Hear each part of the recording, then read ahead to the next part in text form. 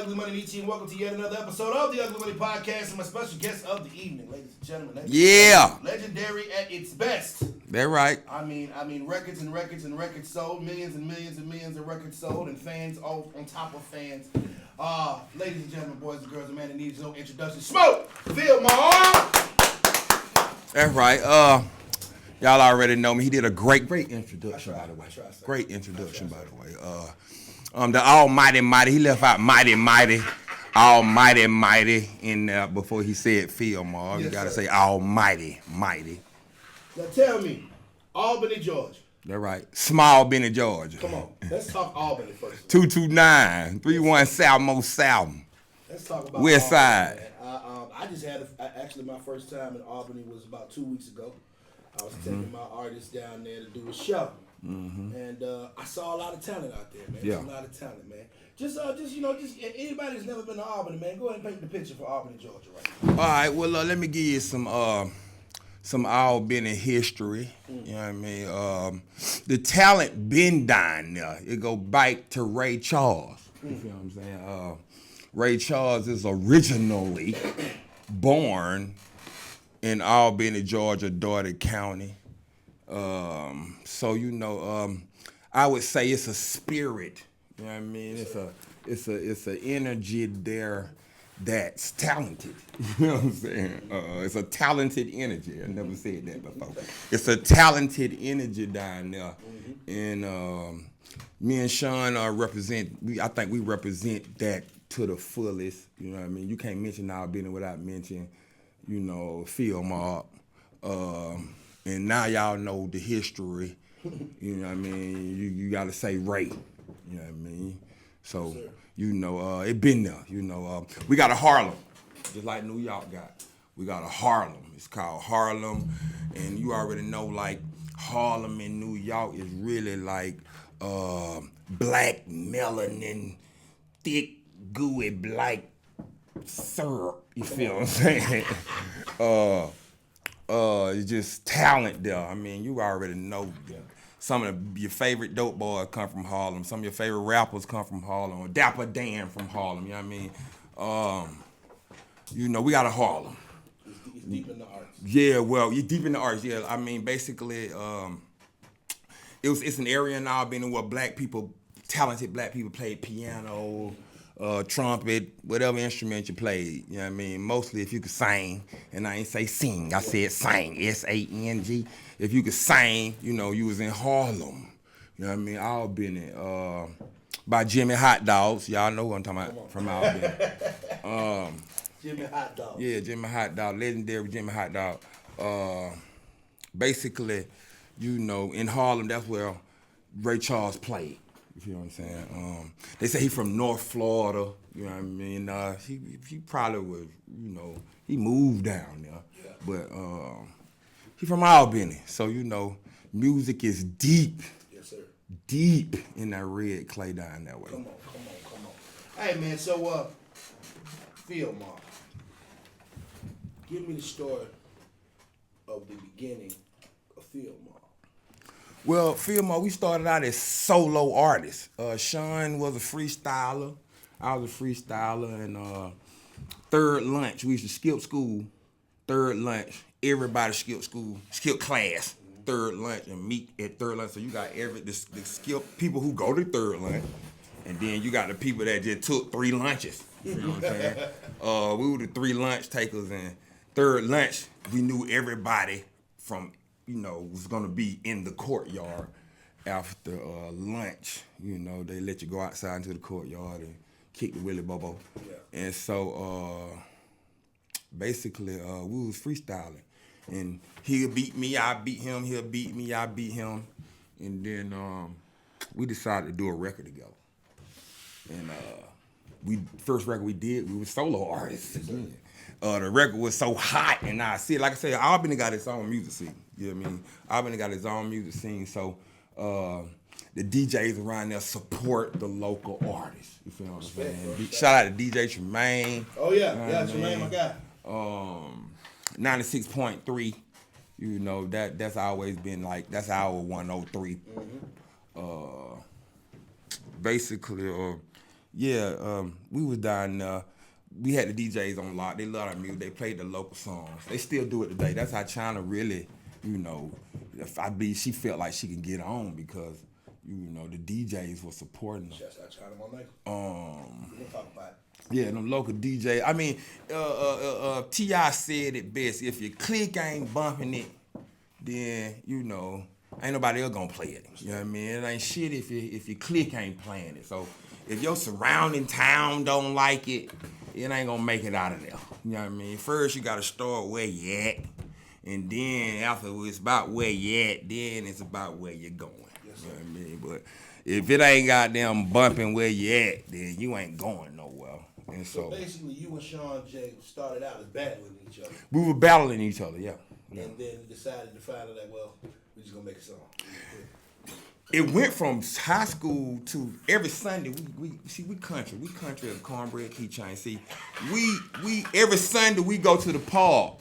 You know what I mean? Where I used to go to the park every Sunday after church. You know what I mean? They barbecue. People out there smoking the weed. People out there kicking it. Black people, melanin everywhere. The girl wear the shouty shouts. Niggas pull out their flies, clothes, niggas clean their cars and they rims. So on Sunday, we go to the park, and that's where everybody in the city meet at from each side of town. It's a small place. Yes, sir. And we would freestyle there. So the city knew we were good freestylers, you know what I mean? Because we would take our talents to the park on Sunday and battle in the park. I had this one verse that the city loved. It was called Johnny Lunchbox. And we would call it lame niggas lunch boxes. Come on. And you was a lunch, you a lunch box, you a lame, and basically that one verse I used to use it every time. It was my go-to verse. I was the champion at the park. Yeah. Sean became champion on a radio station at 96.3. They had a thing called Who Got the Flavor, and Sean used to kill him on the radio. So we just basically put our talents together, and we did another record. Again, as solo artists. And one of the biggest dope boys in our city, a lot of these rappers come up off the dope boys. You feel what I'm saying? A lot of athletes come up off the dope boys. Dope boys get blue chip athletes. You know what I mean? They'll see a good running back, good quarterback, good, point guard, center, and they'll go to helping them out, get him up, so he can save them. You feel what I'm saying? Get them out the streets. Or support him in his streets. You know what I mean? We was like that. We had a talent that a local dope boy who was a millionaire, you know what I mean, felt like, a millionaire dope boy, dog. Yeah. Felt like, right, felt like we was worth his millions. You know what I mean? So he started spending his bread on us, and that's when we ran into a Greg Street. You know what I mean? And I like I said, I give Greg Street really most of the credit for Phil Mob even being here at the table. You know what I mean? Getting some ugly money with y'all. Greg Street heard the record. Back in the days, they used to, what they call them things? You go to the club and you rap. Open mic nights. Open mic nights. Yes, sir. We was, I think Atlanta started open mic nights on the planet. I think that's my opinion. Probably did. New York wasn't doing that. You know what I mean? We had to come home and do that. Anyway, Greg Street used to be like the DJ for them open, and we came to do one night at a club called Ritz, the old Ritz, not the new Ritz over there on the south side. It was the Ritz where the bullet wound holes at. I mean, you can get killed. Niggas scrapped in there, and everybody know it. We performing at the Ritz, and Greg Street heard the record and started playing it at 6 o'clock. You know what I mean? He liked it that much. It was called Project Dream. You ever been broke? Put your hands up. We had this record called Project Dream. And he started playing it at 6 o'clock. And, Greg Street was the king of the South then. DJs was copying his shows. You feel what I'm saying? Before your Khaled's and all these other DJs, the king of the South was Greg Street before T.I. You know what I mean? If you wanted to come to the South and get your record played or spent, You know what I mean? Other DJs copied him. DJs still copy each other's shows today. A DJ in Miami will listen to what Greg Street playing, and he'll take it down there and copy his show. You know what I mean? And so that record was huge, and other DJs saw him playing it, heard him playing that record, and they started playing it. And so Greg was like, we need to get some paper from BDS spins as much as these records is being spent. Yes, sir. And so, you know, them folks in LA, that where all the record deals was at the time, and they came to Atlanta looking for us. You know what I mean? And, hey, we got signed to MCA, you know what I mean, which turned into Geffen Interscope. Yeah, right. From Albany. That right, Albany. To the world. That right. Did you ever see it becoming as big as it became? No, I don't. I didn't. I believe in manifesting what you want. I believe in smoking my weed and thinking about what I want and making it appear right there. Yes, I believe in magically making shit appear. You know what I mean? Some shit you can manifest. You can manifest something and you'll get more. When it comes more. It comes better than what you thought it was gonna be. You know what I mean? I just bought a condo. I just got a condo in Buckhead, and I was manifesting it. The condo I wanted and the condo I was looking at, I got a better one than that one. Okay. So when you manifesting, it always come out better. You know, that's how God is. It's a bag of chips. All that and a bag of chips. It's gonna be the bag of chips that's gonna be on that manifestation. And so, no, I didn't see that part. I saw myself in the game, but I didn't see the Grammy nomination in the Grammy. You feel what I'm saying? And that's the bag of chips, the Grammy nomination. You know what I mean? All that was making it. The bag of chips was the Grammy nomination. Grammy. You feel what I'm saying? Well, you know, they always say it ain't where you're from, this is what you do when you get there. Yes, sir. You know what I'm saying? You can come from humble beginnings and do big things. Mm-hmm. You guys are a true testament of that. That's right. You know, to come from a small town, quote unquote, and to do, you know, to do what some they deem the impossible. Right. Let's go back to some of these records, man. Let's go back to that Lonely record. Okay. Sick of being lonely. Yes, sir. Sick of being lonely. Jazzy Faye. That's my boy. Yeah. You know, outside of all G. You remind me of Jazzy, by the way. I mean, yeah, that's my brother. I mean, that's my brother. y'all got the big thing going on, but still. I signed my first deal with Jazzy Faye and Ball. Okay. That's another story, though. Yeah. Jazzy. I don't know. Some people you just gel with. Yes, you sir. just completely just connect That's with it. automatically. Burgundy, Obama, Luther King, Jr., Jackson the Third. Yeah, this man lingo was crazy, man. This man used to call Burgundy Buckety.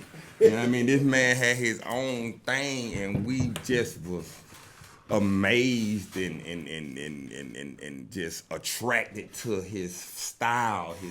He was a pimp.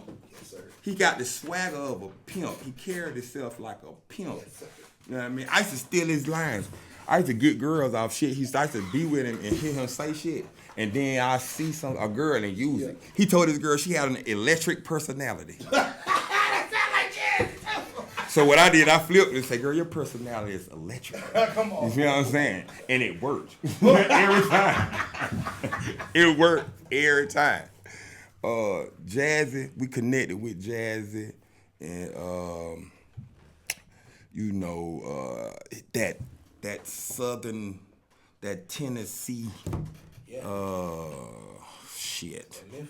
Yeah, man, that boy got that Tennessee shit all through him. Then I found out who his daddy was. Exactly. And how deep in it, how deep, you know, music is inside him. So, you know, it was easy, man. This man could just touch the keyboard and just melody. This man was just magical.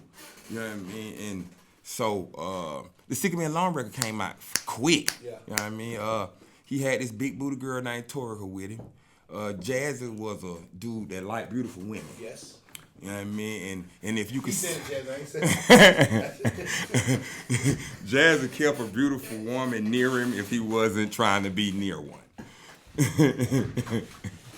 ahead. Jazz had this big booty, beautiful girl named Torica in the studio, and Sean, she went to playing melodies, and we just went to just coming up with just hooks we came up with like 8 songs that night. Wow. But Sick of Being Lonely was the one that stood out the most to the point where we threw the other records away. And basically, that record was, we knew what it was. Like, Jazz knew what it was. Sometimes you know what it is. I can't explain it, you know what I mean? It's hits come out and you don't know it's a hit, you know what I mean? You got to put it out there and see what the people, you know what I mean? We knew what that was immediately. We knew what it was. We hadn't even recorded when that song was out, our album wasn't recorded yet. We had people thinking we had a full album. We rushed and did the album because that song was bubbling. Our first song, he was the first artist we was supposed to work with.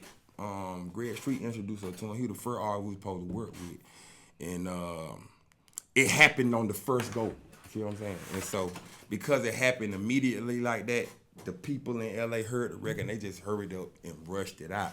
We did not have an album. We recorded our album while we was on the road doing that record. Sometimes you gotta strike while the iron is hot. Right. Strike while the iron is hot. That's how Jazzy play, man. That's good. That's my big brother, man. You know what I'm saying? I definitely wanted to touch that. That now, right. Like I say, you know, we coming from ashy to classy. That right. You know, literally. You know what I'm saying? Coming from small beginnings and doing what you do. Mm-hmm. With the Georgia sample, you know, Ray Charles being from Albany, and getting those Grammys, you know, nominations and nods and things of that nature. Mm-hmm. Even with that record, did you know what that was? To be honest with you, we knew what it was. Like we had it in high school. You know, it was my solo record. You know what I mean? I let Sean heard it, and Sean was like, "Fuck that. That's not your solo record."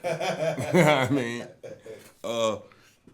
We didn't have the pull that we had later on to make it happen. We didn't have, so it was just a record we had, and we left it alone because we knew we would never could get it clear. Yeah, that's Right.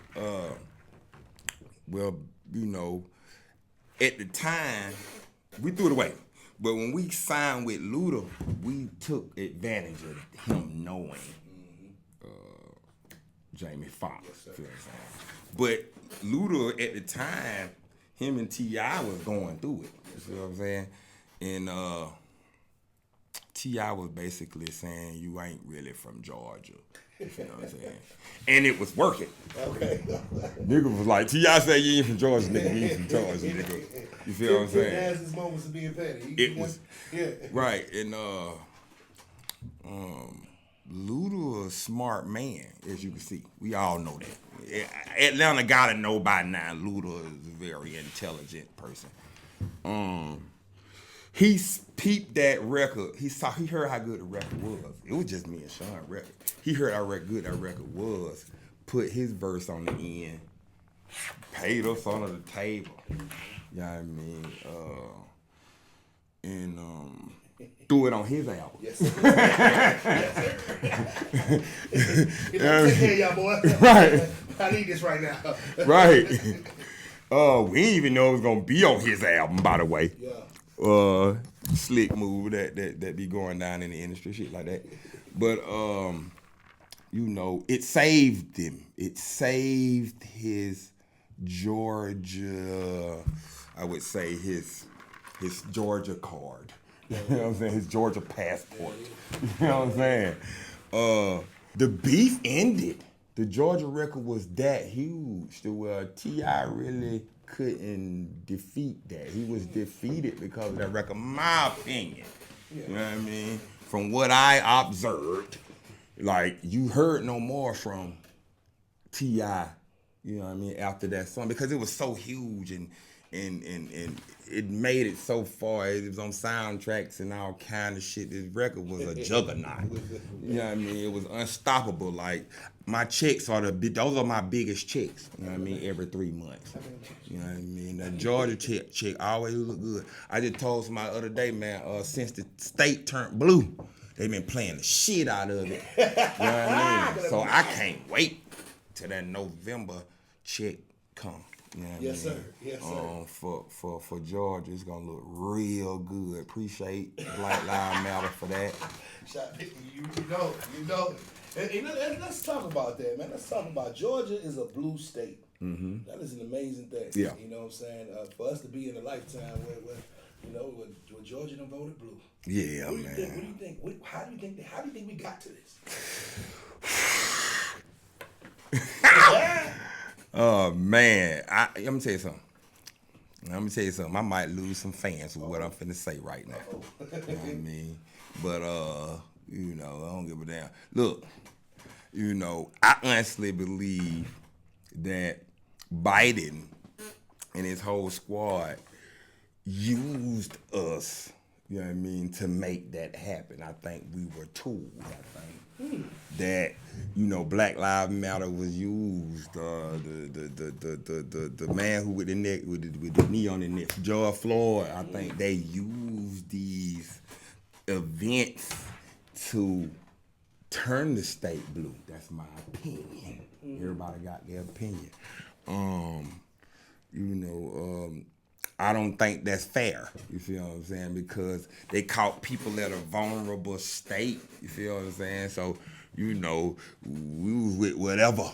You know what I mean? Because look what's going on. And so, whatever they told us, we ate it up. We believed it, and I believe we were tricked into being a blue state. That's just my opinion. But I appreciate it.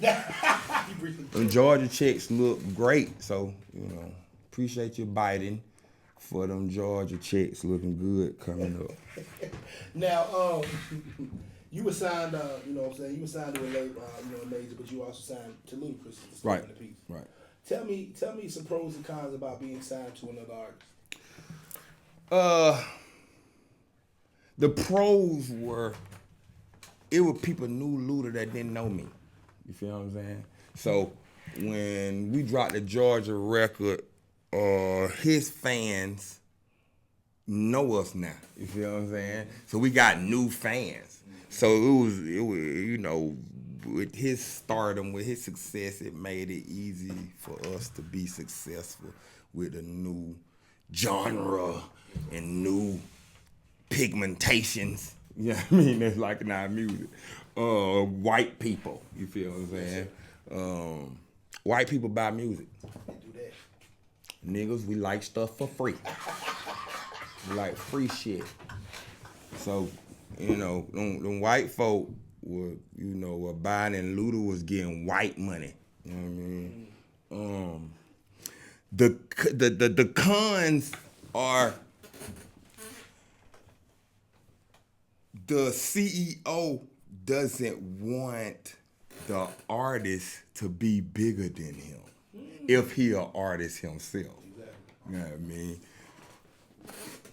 They might get mad at me, but I don't care. Chingy and Luda beef was Chingy had that right there song with the dance. It was so huge. It was bigger than Luda's Chicken and Beer that came out that same year. Oh. That's my opinion. Yeah. You know what I mean? I seen it plenty of times. I mean, they do it all the time. Suge Knight problem with Puffy when he at the awards, he was like, "You don't want nobody dancing all in your videos. Yeah. Come over here to Death Row." You know what I mean? That be the problem. Like, they don't. A lot of them don't want the artists. They want you to do good, but they don't want you to do better than them. Exactly. You know what I'm saying? So that's the problem with signing to a CEO who's an artist himself. Now, I love, I'm a Jeezy fan. You know what I'm saying? But what I love about Gucci over Jeezy is Gucci ain't like that. Like, Gucci wants you to be he overstand like money. You know what I'm saying? He overstand it to the fullest. So he know, man, he about the bread. He's not about the stardom. You feel what I'm saying? Like I seen him gawking over that boy chain, 1017 chain. What the boy name is? Baby mama ain't shit. Foogiano. What the name is? You know what I mean? I seen him gawking over this man chain because it was better than his, than any 1017 chain he got. You know what I mean? Like, there are people that hate on that. You feel what I'm saying? People see, you know, the CEO be like, damn, this nigga shit been mine. You know what I mean? This is my shit and his shit, you know what I mean? Yeah. You know, T.I. don't gonna get mad at me with what I'm finna say right now. But I don't give a damn. Look, me and Sean used to laugh all the time, cause y'all don't remember them PSC chain with the big ass crown? Yeah. T.I. used to have the big ass. Hey, everybody else had that little bitty pendant with the goddamn, the little PSC pendant. The nigga had a PSC goddamn, just a big chunk of gold on his neck, on his little neck. You know what I mean? And I used to be like, man, you know, I want my homeboy chain to be the same size mine. Okay. You feel what I'm saying? Okay. Cash Money. Oh, shit. Hey, me and Sean used to laugh cause Cash Money, you will see Baby with the big diamonds, with the big crazy Cash Money chain, and you will see them with them little Cash Money pendants. And then sometimes you will see Lil Wayne with Baby chain on. Go look at them pictures back. Go look at them source pictures and them double XL pictures. They was trading chains. They were trading Baby chains. Go look at it. I got nothing against that now. Yeah, you know, hey, hold my chain. You feel what I'm saying? You know, but my thing is, if I'm the CEO, I ain't the rapper. I'm gonna have my artists with the biggest chain. So you know, that's the problem with that. Like them artist CEOs that rap too, they be getting a little jelly with no peanut butter, man. I can tell. Or their own artists. You know what I mean? That's like God making you and then be jealous of you. Your mama, you know what I mean? Come on, your mama had, your daddy had you and he don't like you. That sounds like you would be hustling backwards because the whole point of signing an artist is to make them as big as you could possibly make them. Right. Like, you know, when I signed China Monet from Albany, by the way, I wanted her to be, she better be bigger than I was as an artist because goddamn it, I wasn't that big of an artist. You know when I saw that ugly money chain, I knew what it was. You know what I mean? We ain't playing. I see Such, you know, everybody looking good. I see y'all. Y'all got the diamond Cuban, you know what I mean? Everybody get big chains. That's right. You know what I mean? I gotta make sure my people straight, you know what I'm saying? All right. You know, I talked to China Monet mama too. Hope's float. My Hope, that's my sweetheart. She said, hey. Yeah, that's my folks, man. She said, hey, man. Let me tell you something about it. No disrespect, no. She a real one. She always been a real one. She was on her cougar shit at the time. And I was young. I was in high school. And she was bad though. Not saying she ain't beautiful now. I just talked to her the other day. She's still a beautiful woman. Yes, you know what I mean? We talk, she cool. But she looked like, y'all know how China look. She looked like China. You know what I mean? She like, you know what I mean? I had me a little, I had the fur China Monet. And you know what I mean? She was a beautiful woman, and she dealt with real niggas. So it was an honor to fuck with her because the niggas she was dealing with were street niggas with money. Like China, like listen, Hope ain't no game. You know what I'm saying? She the real one. When I started kicking it with her, I ain't care when girls would leave me alone, as long as I still had her. You know what I mean? She cooking, you don't. You know what I mean? I get to go to her house and lay up and chill, and watch TV, watch HBO and chill. You know what I mean? Y'all ain't had that, so I didn't care. You know what I mean? Long as Hope stayed. You know, long as Hope kept me afloat, I was good. You know what I mean? She a real one, man. She she's very admirable in my city. People know her. Like I say, it was an honor to deal with her. You know what I mean? Because she dealt with real money makers. You know what I mean? Real street niggas that were getting money, and I was just a defensive end, free safety, tight end playing for Monroe High. You know what I mean? But yeah, nah, man. Hope the real one. Shout out to Hope. Shout out to Mama Monet. Yeah, shout out to Mama Monet, Nah, man. it's definitely you said that Albany has a rich musical history. I think that's the thing that I saw in China. You know what I'm saying? I saw the music was embedded in her. You know what I'm saying? And the fact that she was extremely hard working. Yeah, that's what I felt. she a grinder. I was like, oh, this girl, okay, she can keep up with me. I used to see her in the studio all the time, but I see her, I say, girl, you look just like your mom. I just tell her all the time, but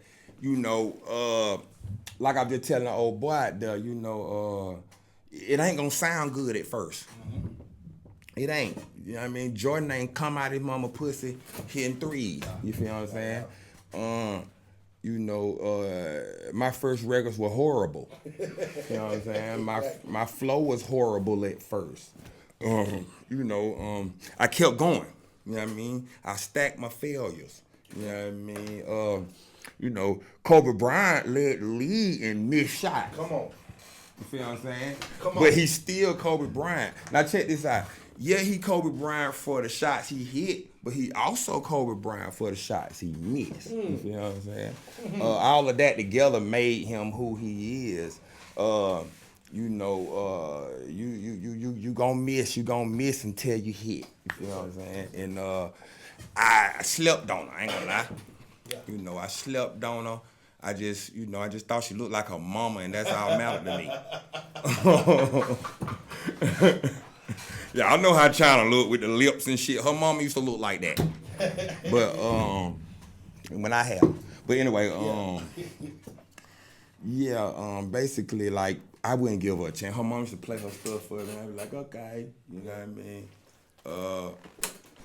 I used to listen to it, give it a try every time. She played.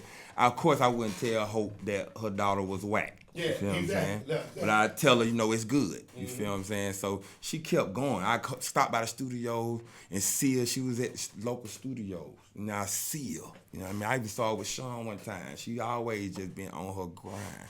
Just see her all the time. See Lil Hope everywhere. You know what I mean? And now I've been, and she used to be recording. I ain't see her at the clubs and none of that shit like that, like she ain't in the streets like that. Yeah. I'm gonna tell you something what you done signed to, like, you ain't gotta worry about, when you picking the girl, you really we be worried about they past. You know what I'm saying? How many niggas done smash? You know what I'm saying? It's her number slim. Ain't no point. She's not no hoe in my city. You feel what I'm saying? So if I were you, I'd be proud to have her. You know what I mean? I always seen her. I thought her music was whack, and I would never just give her a chance. But like, since you done snatched her up, she got better music to record on. You feel what I'm saying? Sometimes it take a good beat to personify what your style. You know what I mean? Yes, sir. So she that jet ski. And it's other records she got, but the jet ski record is a huge record. She kept missing until she got a hit. You feel what I'm saying? Kobe. You feel what I'm saying? And to you Kobe lovers out there, this is not a Kobe diss, cause they'll get them Mamba lovers. Yeah, boy, you better watch out, boy. Yes, sir. Yes, They'll sir. put a bomb under your car and you crank it up. So to you Kobe lovers, this is not a diss. You know what I mean? Yeah. But for the good shit that you do, you held yourself accountable for it, just like you need to hold yourself accountable for the bad shit. Yeah, right.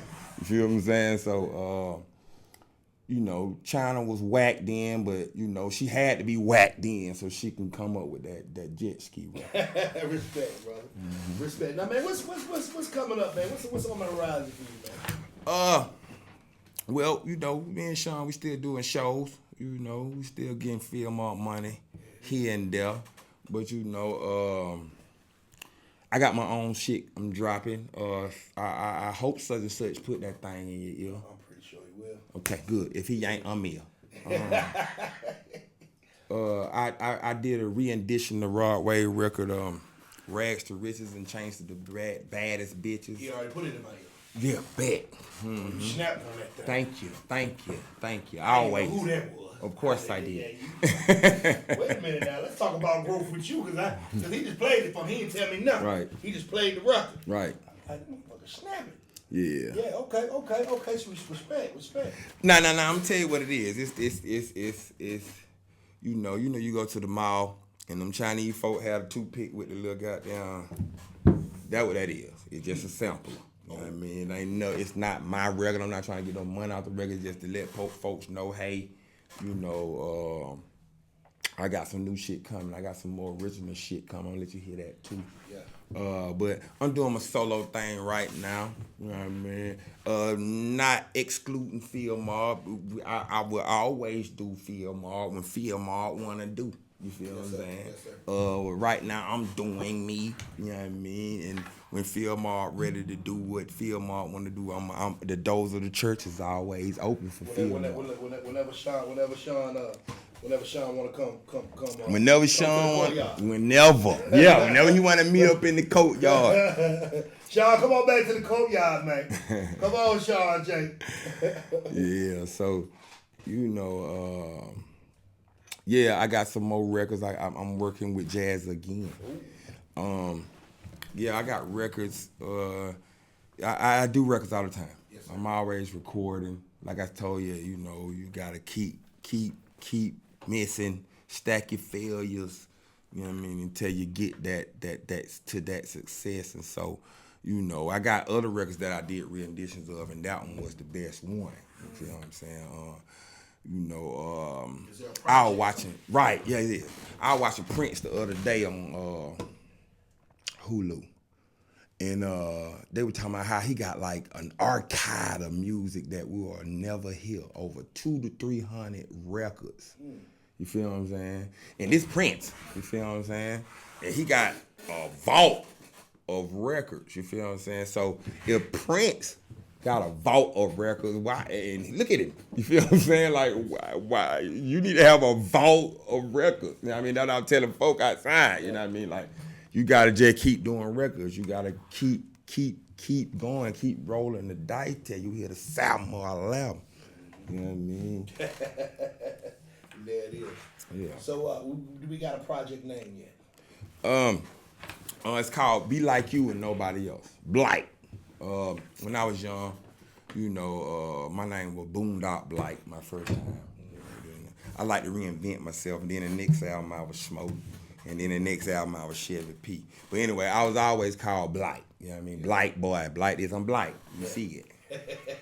You know what I mean? Where I'm from, I like to call it slave. I don't like to call it slave talk, but it's slave talk. Slaves used to talk like that. They didn't say back. We say bike. All right. You know what I mean? We ain't smoking a sack. We smoking a sight. You know what I'm saying? We go way bike. Well, black is blight where I'm from. You know what I'm saying? So, I always been called Blight boy. Blight, this, Blight that. The name Smoke came from being Blight. You know what I'm saying? My granddad's name was Smokey because he was a black ass nigga. And so he passed it down to me, and now I'm that black ass nigga named Smoke. For the Blight actual project.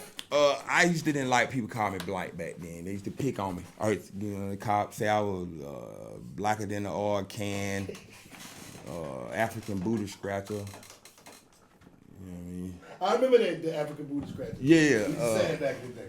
Yeah, man. They used to say I used like they say I used to look like an ice cream sandwich because I had white teeth.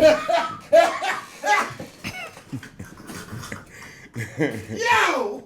I had white teeth with the blight.